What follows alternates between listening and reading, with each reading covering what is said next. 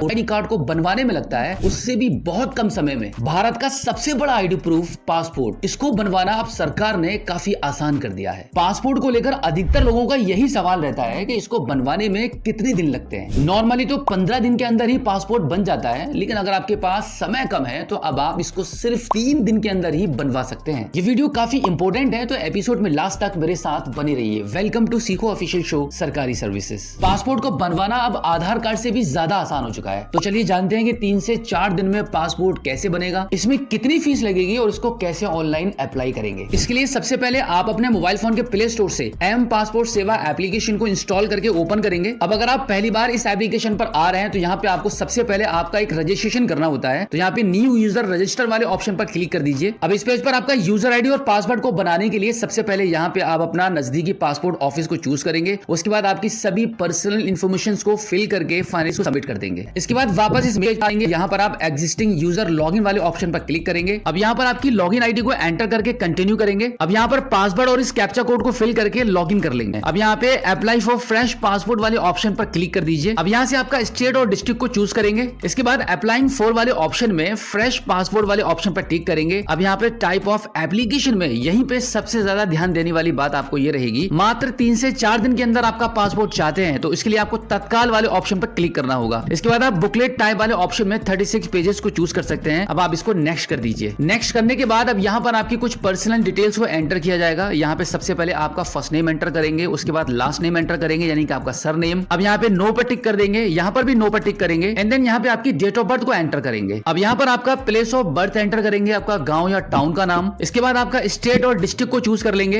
And then आपका gender choose करेंगे। अब इसके बाद आपका मैरिटल स्टेटस आपको चूज करना रहता है। सिटीजनशिप ऑफ इंडिया में बाय बर्थ आपका रहेगा। अब अगर आपके पास पैन कार्ड और आपका वोटर आईडी कार्ड का नंबर है तो आप वो भी यहाँ पे एंटर कर सकते हैं। इसके बाद आप एम्प्लॉयमेंट टाइप वाले ऑप्शन पर क्लिक करेंगे। यहाँ पे आप सेल्फ एम्प्लॉयड वाले ऑप्शन को चूज कर लीजिए। अब यहाँ पर आपके पेरेंट्स या आपके फैमिली में कोई गवर्नमेंट सर्वेंट है तो आप यहाँ पे यस कर सकते हैं, अदरवाइज नो कर दीजिए। अब यहाँ पे एजुकेशनल क्वालिफिकेशन वाले ऑप्शन पर क्लिक करके आपकी क्वालिफिकेशन को चूज करेंगे। अब आगे आपको ईसीआर कैटेगरी में यस और नो में आंसर देना होता है। ये कैटेगरी एक्चुअली शिक्षा के आधार पर होती है। अगर आपने हाई स्कूल पास किया हुआ है तो आप यहाँ पे नो वाले ऑप्शन पर टिक कर सकते हैं। अब इसके बाद इस कॉलम में आपको ये मेंशन करना होता है कि अगर आपकी बॉडी में कोई मार्क है तो आप उसको यहाँ पे मेंशन कर दीजिए। अब आगे यहाँ पे आपका आधार कार्ड का नंबर एंटर करेंगे। उसके बाद यहाँ पे टर्म्स एंड कंडीशन को एक्सेप्ट करेंगे यस वाले ऑप्शन पर क्लिक करके एंड देन सेव डिटेल्स वाले ऑप्शन पर क्लिक कर देंगे। यहाँ पर फादर नेम और मदर नेम्स को एंटर करके सेव डिटेल्स पर क्लिक करके नेक्स्ट कर देंगे। अब इस पेज पर आपके आधार कार्ड के अकॉर्डिंग आपके एड्रेस की कंप्लीट डिटेल्स यहाँ पे एरिया पिन कोड नंबर और आपके कॉन्टैक्ट नंबर के साथ एंटर करेंगे। इसके बाद आप देखेंगे इस परमानेंट एड्रेस अवेलेबल, इस पर आप यस कर दीजिए। अब अगर आपका परमानेंट एड्रेस आपने जो ऊपर एड्रेस एंटर किया है वो सेम है तो यहाँ पे आप यस कर दीजिए। उसके बाद आप नेक्स्ट कर देंगे। यहाँ पर आपको आपकी फैमिली में किसी की भी इमरजेंसी कॉन्टैक्ट डिटेल्स एंटर करनी होती है, जैसे कि आपका ब्रदर, फादर, किसी का भी नाम यहाँ पे एंटर करके उनका कॉन्टैक्ट नंबर लिखते हैं। उसके बाद सेव डिटेल्स पर क्लिक करके नेक्स्ट कर देंगे। अब यहाँ पर 3 ऑप्शन आपको देखने के लिए मिलते हैं जिनका आंसर आपको यस और नो में देना होता है। तो पहले वाले पर भी नो कर दीजिए, दूसरे पे भी नो करेंगे और तीसरे वाले ऑप्शन पर भी आप नो करके सेव डिटेल्स पर क्लिक करेंगे और नेक्स्ट कर देंगे। अब यहाँ पर भी कुछ सवाल आपसे पूछे जाते हैं जिनका आंसर आपको यस और नो में देना होता है। बिल्कुल इसी तरीके से सभी नो वाले ऑप्शंस पर टिक करके आप सेव डिटेल्स पर क्लिक करेंगे और फाइनली नेक्स्ट कर देंगे। नेक्स्ट करने के बाद कुछ इस प्रकार से आपका पासपोर्ट प्रीव्यू आपको दिखाया जाएगा। जो डिटेल्स आपने अभी एंटर की थी वो सभी डिटेल्स यहाँ पे कुछ इस प्रकार से आपके पासपोर्ट पर प्रिंट होके आने वाली है। तो एक बार इन सभी डिटेल्स को सही से चेक करने के बाद नेक्स्ट कर दीजिए। अब यहाँ पर आपके प्रूफ ऑफ बर्थ और आपके एड्रेस के लिए आईडी प्रूफ को चूज करना होता है। तो यहाँ पे प्रूफ ऑफ बर्थ वाले ऑप्शन पर क्लिक करेंगे तो